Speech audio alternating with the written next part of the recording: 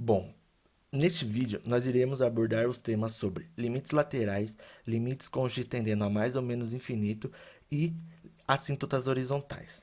Bom, para começar, eu, Alessandro, vou falar um pouco sobre limites laterais. Aqui eu trouxe uma definição intuitiva sobre limites laterais, pois lá em limites comuns é visto a definição precisa de limites comuns. E essa definição precisa é utilizada aqui em limites laterais. Porém, como nós não vimos, eu não tenho ferramentas para conseguir explicar sobre a definição precisa de limites laterais. Então, eu trouxe uma definição intuitiva que fala: seja f de x definida em um intervalo AC, onde A é menor que C, e se f de x fica arbitrariamente próxima de L, conforme x se aproxima de A nesse intervalo, então f tem limite lateral à direita, L em A. Bom, o que isso quer dizer? É, que se nós tiver um x entre este intervalo AC, ele terá um f de x, e se cada vez mais próximo de A esse x ficar, o f de x arbitrariamente vai ficar próximo de L, correto? Tanto que f tem limite lateral à direita, L em A. E como que nós escrevemos isso? Aqui, assim. Limite de f de x com x tendendo a A elevado a maisinho igual a L. E por que que nós utilizamos esse mais? Para falar que estes valores são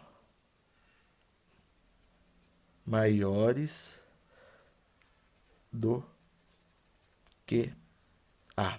Esses valores são maiores do que A. Esses valores vão estar à direita de A. Esses x com cada vez mais próximos de A por valores maiores do que A, como aqui já mostra, correto? E, similarmente, como são limites laterais, irá haver um limite à direita e um à esquerda.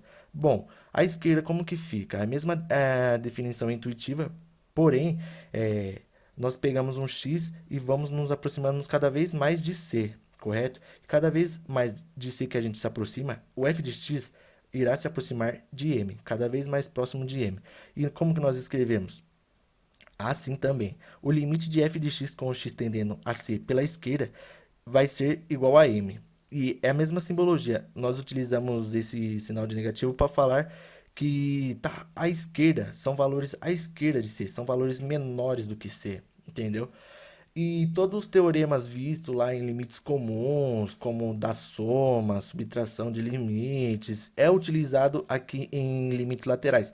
Tanto que é utilizado a definição precisa de limite comum, certo? Porém, tem uma peculiaridade de limites laterais, que é uma função f de x terá um limite quando x se aproxima de c e somente c tiver um limite lateral à direita e um à esquerda, e os dois limites laterais forem iguais. Bom, o que isso quer dizer? Que esse limite comum será verdade quando existir um limite com x tendendo a c pela direita e um limite de x tendendo a c pela esquerda. Bom, se existir esses limites, pode ser que exista esse limite. Porém, como ele fala aqui, os dois limites têm que ser iguais, correto? Se esses limites não forem iguais, esse limite não existe, certo? Agora, se eles forem iguais e existirem, esse limite existe. E espero que vocês tenham entendido muito bem esse conceito. É bom ressaltar que para entender vocês têm que estudar, fazer exercício, porque você não aprende uma coisa sem praticar. E vamos para o próximo conceito, que são limites com x tendendo a mais ou menos infinito. Valeu! Agora vamos falar de limite no infinito, começando por suas definições, né? Dizemos que f de x possui limite L quando x tende a mais infinito, e escrevemos que o limite de f de x quando x tende a mais infinito é igual a L, se à medida em que x se distancia da origem no sentido positivo, f de x fica cada vez mais próximo de L. E, na segunda definição, dizemos que f de x possui limite L quando x tende a menos infinito, e escrevemos o limite de f de x quando x tende a menos infinito é igual a L, se à medida em que x se distancia da origem no sentido negativo, f de x fica cada vez mais próximo de L. Bom, temos aqui então o gráfico da definição, e o que esse gráfico nos diz? À medida em que o x se distancia no sentido positivo nós vemos que o valor da função ele vai cada vez mais se aproximando de L. E à medida em que ele se distancia no sentido negativo da origem, nós vemos que o valor se aproxima cada vez mais de menos L. Isso significa que o limite de f de x quando x tende a mais infinito é L, e o limite de f de x quando x tende a menos infinito ele é menos L. Vale a pena, antes de entrar no exercício de limites no infinito, fazer um parênteses. As propriedades dos limites permanecem inalteradas quando falamos de limites no infinito. E o símbolo de infinito não representa nenhum número real. Vamos ver isso melhor nos exercícios, né? Vamos ao teorema, então. Se n é um número inteiro positivo, então o limite, quando x tende a mais ou menos infinito, de 1 sobre x elevado a n é igual a zero. Por que isso? Quando temos um número muito pequeno dividido por um número muito grande, né, que vai ficando cada vez maior, seja pelo lado positivo ou pelo lado negativo, ou seja, para mais ou menos infinito, essa razão entre 1 e esse número que vai ficando cada vez maior, vai ficando também cada vez mais próxima de zero. Logo, esse limite ele tende a zero. E o limite de uma constante continua sendo a própria constante, mesmo sendo mais e menos, mesmo x tendendo para mais ou menos infinito. Vamos então ao exercício de limites no infinito. E esse limite ele pede para calcularmos o limite de quando x tende ao infinito dessa função polinomial. Primeiramente, se fizermos por substituição direta, vemos que isso aqui vai dar infinito sobre infinito. E infinito sobre infinito é uma indeterminação, uma vez que o símbolo de infinito ele não representa nenhum número real. Então, como fazer esse tipo de exercício? O que nós vamos fazer é pegar o polinômio de maior grau do denominador, que no caso aqui é o x ao quadrado, né? É o único que tem aqui, e dividir a função inteira por ele, tanto o numerador quanto o denominador. Quando dividirmos 3x ao quadrado por x ao quadrado, vai sobrar apenas o 3.